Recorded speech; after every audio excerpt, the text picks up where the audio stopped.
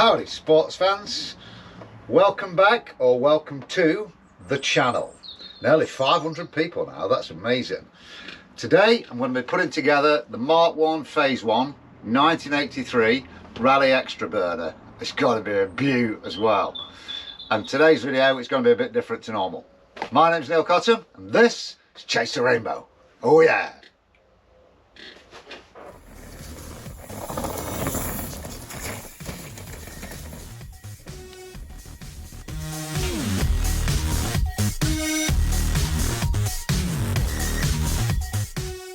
What's up, Dom?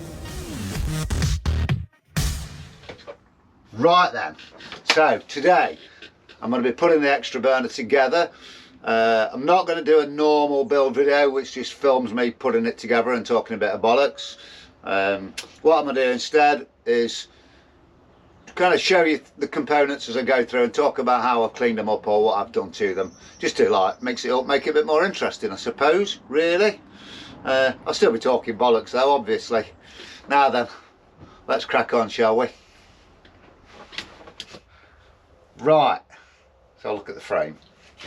This is beautiful. So the frame, as you can see, magnificent, beautiful looking extra burner frame. This went off to be painted at a place called MR Creations in Shirebrook in North Derbyshire by a guy called Mark Ralph. Mark is very well known in the BMX community and other bikes as well, I think. And he's painted it and he's made a lovely job. Forks the same. I've already applied the decals, as you can see. I'll explain about those in a minute. But the chain guard painted in the correct shade, the bars looking beautiful, and the pièce de résistance, I've dinged it already, is the top cap. Check that out. Woohoo! That's done. It polishes the aluminium, and then that's it's not paint, it's like a super chrome lacquer, and it looks really nice. I don't know how good it looks on the video, but it looks good to me. Right, so that's Mark Ralph. Next, decals. These are lovely, man, look at them, yeah, beautiful. They come from Stephen Dobson at SM Design. Everybody knows Stephen Dobson's work in the BMX community. He's been doing it for 20 years, pads and decals. Best in the business, recommended by Raleigh, you know, all the usual stuff. Now then, what you will see on here is some blue tape. Now, there's a reason for that. Yesterday, when I put the decals on, I dropped a right bollock, got this one slightly out of line, tried to peel it off, made a bit of an ash of it. So it's in the right spot now, so I've put some tape round so that when I've ordered a new decal, so when that comes, I can just refit that in exactly the same place. So yeah, that was a bit of a blow. That's 13 quid I won't get back. Now then, next, there's chroming, the re-chroming work. Sent that off to Jonathan Butler at Midas Touch in Leeds. Jonathan gets it done. It's an expensive process, re-chroming, and it's really only something that's kind of a last resort, but I wanted to retain as many of the original components as I could. And that crank, man, that's beautiful. This is an 81 Sugino BMX crank. Top cap, top race, should I say, from the headset. Whoa, that was rough, man. Look at that. Yeah. And of course the seat clamp, which I've just shown you, that was really rough, man. That looks brand new. So big up John Butler for that.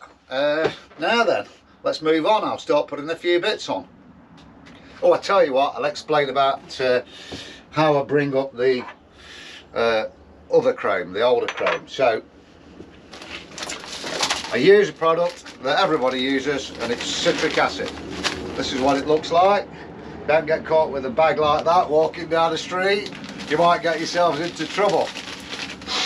You don't want to be doing that. You don't be snorting that stuff either. Oh, oh. You'll have no skin on the inside of your nose. About 25 grams per litre is a good rule of thumb. So if you're using a little tub like that just to do a few bits, you just want a good dessert spoon in there. And if you're doing, you know, 20 litres and you've got a frame or something, then you'll need more. What does that work out at?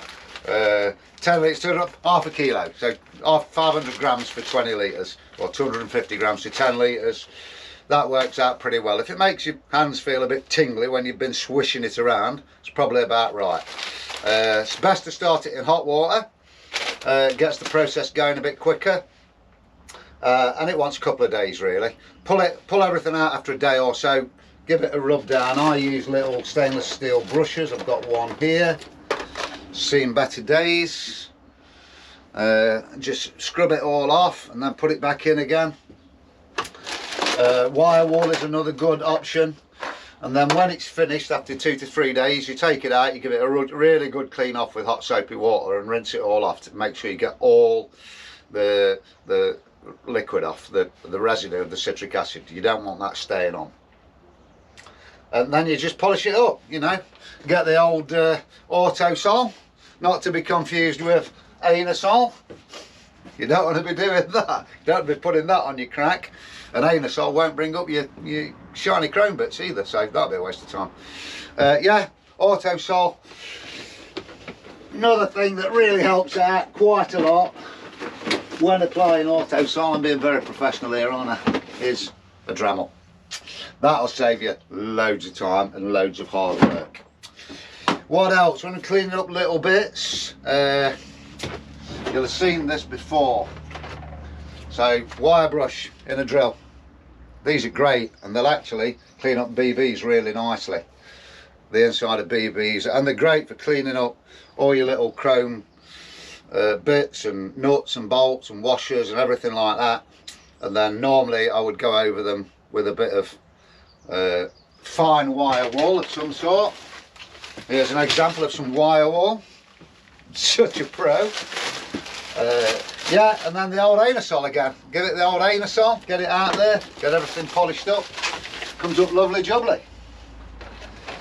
Well, that's that so far. I'm going to put a few bits on. I'm going to put the crank on and a few other bits. Come back to you.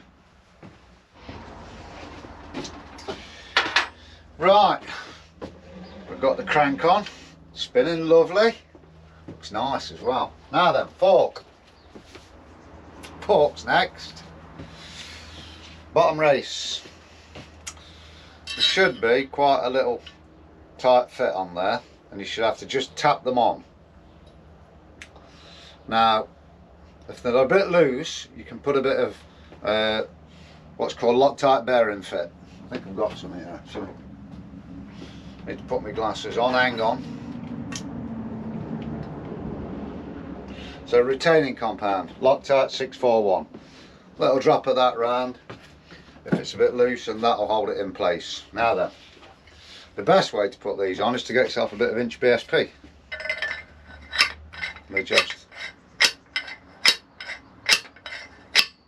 tap down like a slide hammer. Lovely jubbly. Nifty trick. I like giving you lot nifty tricks, don't I? Yeah, perfect. Alice.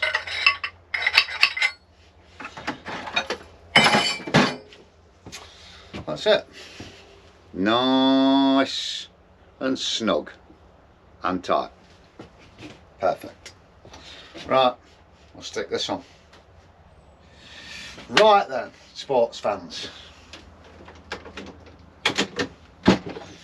Got the headset cups in and the fork on and the crank on. Oh, it's looking good already. Now then, I know some of you put your headset cups in with a hammer or a mallet. It's not ideal. You can get yourselves one of these, dirt cheap. Doesn't have to be like a Pork Tool Pro one. I've had this one years, and these put bearing cups in really nicely and square. Headset press, buy one. 10 quid or 15 quid, that's all they are. Well, you can make one out of big washers and all thread, but they're not ideal. A proper one is better. Bottom bracket and headset, when you're tightening them up, left hand thread on the crank, if you didn't know that. And when you're tightening your racing, you just want to nip it up and take out any play. You don't want to be cranking it up because your crank won't spin and it won't be nice, it won't sound nice. So you're just nipping it up.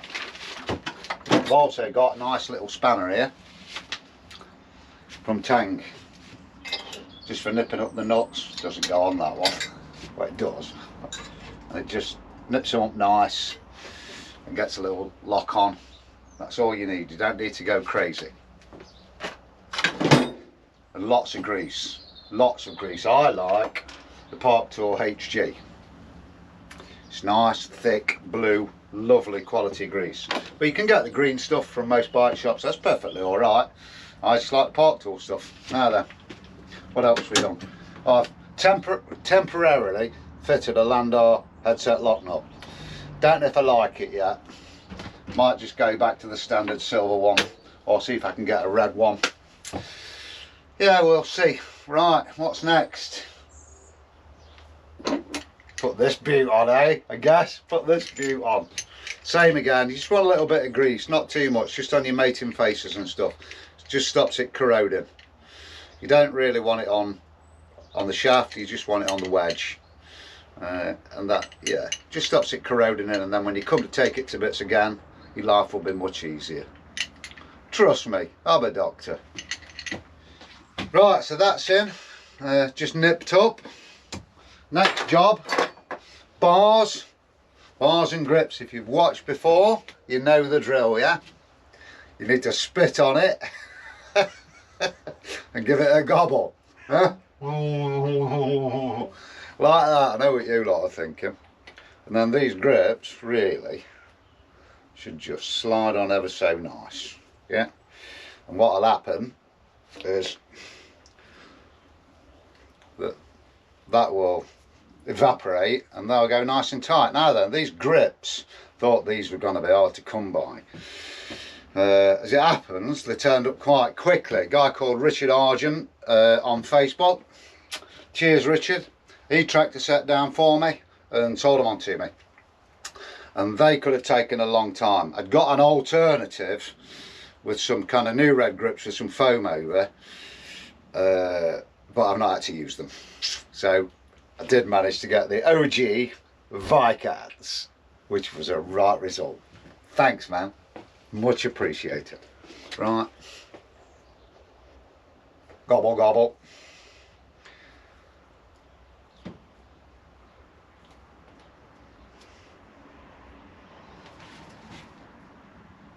Gobble, gobble. Force it on if you have to. Force that bar in the hole after you've gobbled it. Beautiful, yeah, beautiful. Next thing is the brake levers. I'm going to fit them while it's on the bench. Picked up some NOS brake levers on eBay. Weren't actually that cheap, about 30 quid, but very nice. Slightly different shade of gold to the OG calipers, but they're not far off. Some of them can be really light and kind of yellowy. These aren't bad. Now then, you can fit the screws that come with them, with the crosshead like that. I don't like those because I'm an arsehole, so I like to fit some little stainless dome headed cap screws, and you can get proper purchase on with a little Allen key and the spanner. Much nice, and they look nice. I like them. I think they look nicer, so I'm going to do that next. Then we'll fit the bars. What do you reckon? So far so good. It's looking nice, isn't it, that? Ooh, just thought of something. Now then, I don't know if you saw the original video when I was talking about citric acid bath earlier. These came off this bike. These are CW type 80s bars, you know. They're nice, cool bars, man. These were really rusty, like I thought they were completely gone. And I gave them a citric acid bath, and as you can see, you know, there's a lot of the chrome has gone in a lot of places and it's pitted, but it's all come up, and so, you know, all that shininess there I didn't think was going to come back. If you look at the other video, in fact I'll stick a photo up You'll see them. Have a look now.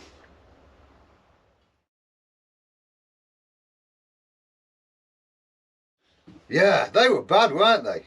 And now, you know, they're, you know, virtually usable. They probably want, you wouldn't go as far as rechroming, it's too expensive, I think. But you could powder coat those and it'd be a really nice 80s bar. So that's citric acid for you. Now then, let's put the brake calipers on. These, spent quite a lot of time cleaning those up. That was mostly wire wheel brush, if I'm honest, and a bit of polish, but the old anisole and the Dremel, you know, they were really shot as well, really gone, it really kind of oxidised. I didn't think they'd come back like that at all, but they've come back nice and shiny. So mostly, and these were really bad. These were all kind of corroded and gone, and they look like brand new. They've come back lovely. Yeah, mostly hot soapy water is your friend, especially when cleaning up like anodised parts and all that. But anything else, get a wire wheel brush on it, man. Give it a good, you know, blasting off, and then polish afterwards. Yeah, nice. I'll stick those on. People. Right, brakes are on. Got to cable it up, obviously. Put the wheels on first. Now then, wheels. Woo, shiny. Right, nice. Now then, I think I did a video on cleaning up chrome wheels. There's a little trick to it. It's a right pain in the arse and all. It's a lot of work cleaning wheels up. So you know, you're going to lose a couple of hours of your life. Now then, to clean up the rims, the best way would be to strip the wheels and everything off and chuck them in an acid bath. But most of us can't do that, because I can't build wheels. I can true and tension a little bit, but I'm not going to take one to bits. And I'm not going to pay somebody else to do it either. So, what you want, tin foil. That works out well. Tin foil, crunched up like that. And you want some full fat Coca-Cola. Just having a little tub, keep dipping in. And really, you've just got to go round and round and round and round and round and round and keep renewing your tin foil and keep dipping in your Coke. It's a messy job, but they come up like that. Nice and shiny. Spokes, I use, if they're really bad, I'll use a fine emery cloth to start with to polish all the grime off, get the worst of it off. Prefer to use wet or dry if I can, a fine wet or dry, like a 400 grade or something like that. And then afterwards, go over them with wire wool, just to bring it, just to polish them up, bring out the shine. Made that sound really easy, hasn't it? That's about 3 hours work. But they come out spanking. So we'll stick these babies on. Whoa! It's looking good now. Got all the brakes on and the cables in, look, done all that. Now then, another essential tool, park tool, cable tool, or whatever they call it. It just clips on here and you can lock it up, lock your brakes up, set them up. It's a really nice, useful thing. You don't need one, but it makes life so much easier. Right, I think I'll stick the saddle on that, because you know, it's almost like a finishing touch, isn't it, that? Almost, you know, we're not getting there yet. We're not far off.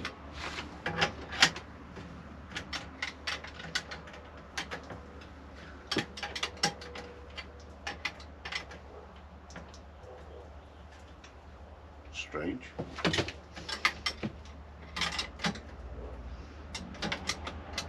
I'm just nipping everything on at the minute. I've got to go around and tighten everything up properly. Some stuff's tight, you know, like the headset and bottom bracket. But a lot of stuff I've not finished off yet. Got this saddle off Facebook. Some dude in Derby, 30 quid. Which is not a bad price, really. It's in nice condition as well. Well, apart from the back wheel and the pedals, really, it's about done, isn't it? And it's looking rad. Whoa, need to get that decal sorted. Right, that might do for a bit. Tell you what, reckon I'll stick a couple of pads on. Can't put the top tube pad on just yet. Brand new spanky pads. These again, same place as the decals, Stephen Dobson at SM Designs. These are very white. Don't really want to put these on yet, but I want to have a look and see what they look like.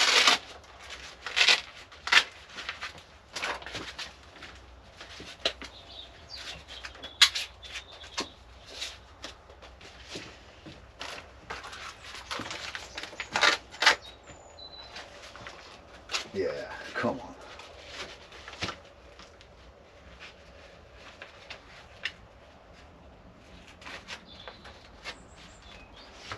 So this, early Mark ones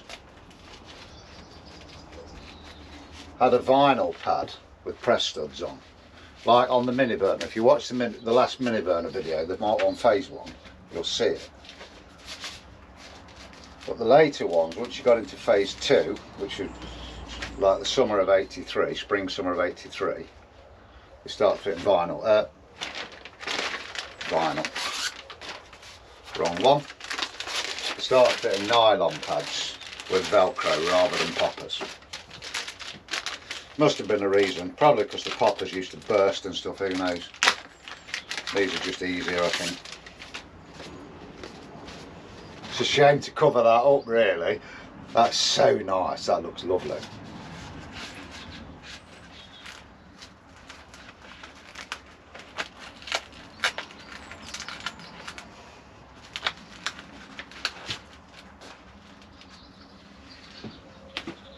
Oh yeah, that's got it. It's definitely got it, that has. It's looking rad.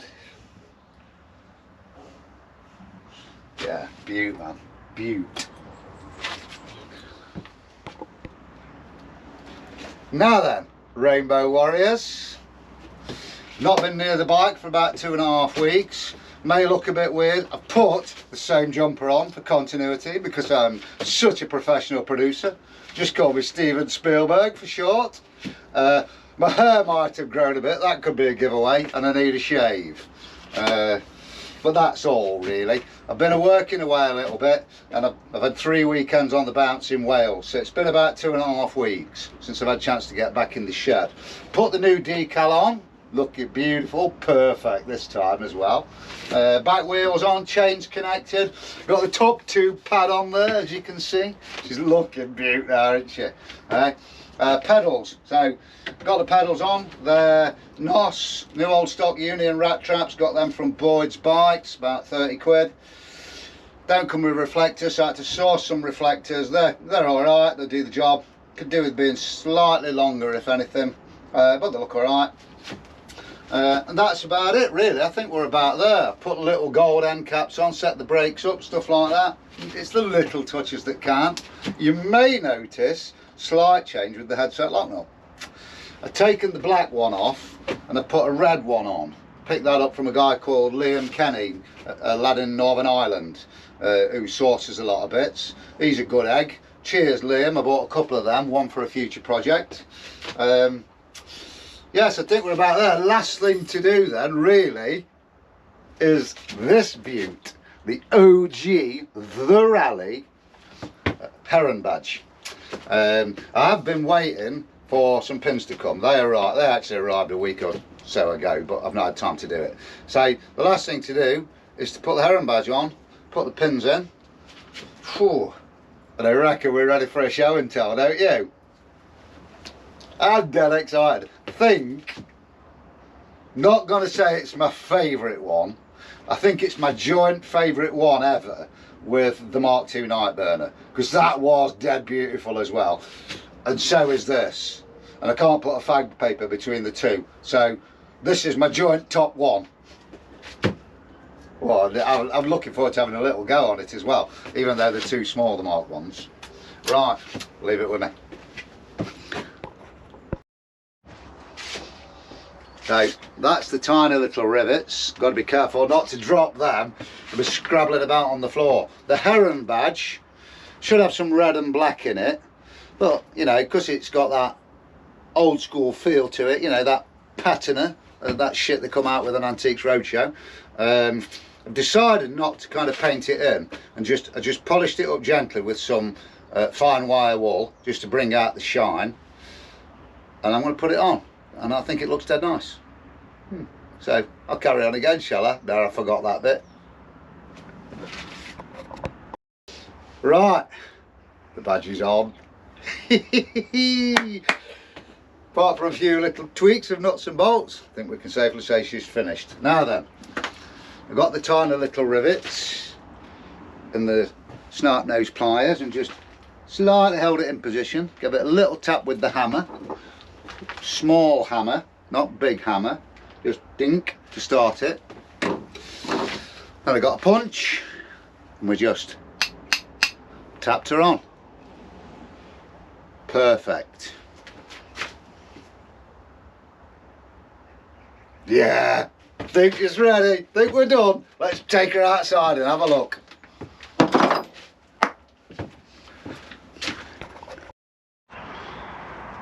Right, so here we are. Mark 1 Phase 1, Spring 1983, Raleigh Extra Burner. Looking absolutely fabulous. It's a shame it's not sunny today, because you'd see all that gold blinging away. Right. Nice wheels. OG brakes, Raleigh foreign. Little gold clip on the end there. Or everything polished and restored. OG Viscounts with the original 80s foam. New brake levers, new cables. I've had to put new brake cables on. That pretty much goes without saying. And a brand new pad set. Could have probably sourced a used one, but because I was having to do a restoration, figured I might as well go brand new. Yeah, brand new rat traps, Matt Boyd's, re-chromed crank, re-chromed compression nut, re-chromed seat clamp, new R symbol in there, original used seat, got the RR300 reflector there. I went for some little gold Schrader valve nuts just to make it look nice, valve caps. Zoomy gold chain, that's not OG, out to buy that from Boyd's Bikes. Yeah, all the painting by Mark Ralph, decals and pads by SM Designs, and the re-chroming by John Butler. And that's it. I reckon that's as good as any I've ever done. That's up there with the night burner. Absolutely beautiful. So that's it. Mark 1 Phase 1 Raleigh Extra Burner. That's me done for this episode. 3 more projects on the way. Mark 1 Mag, Mark 1 Red, and a Phase 2 Extra Burner that I've scored recently. I've got to love doing that one as well. That like completes the set. So, hope you've enjoyed it. Thanks for stopping by. Don't forget to like, share, comment, subscribe, and ring that notification bell. I've been Neil Cotton. You've been fabulous.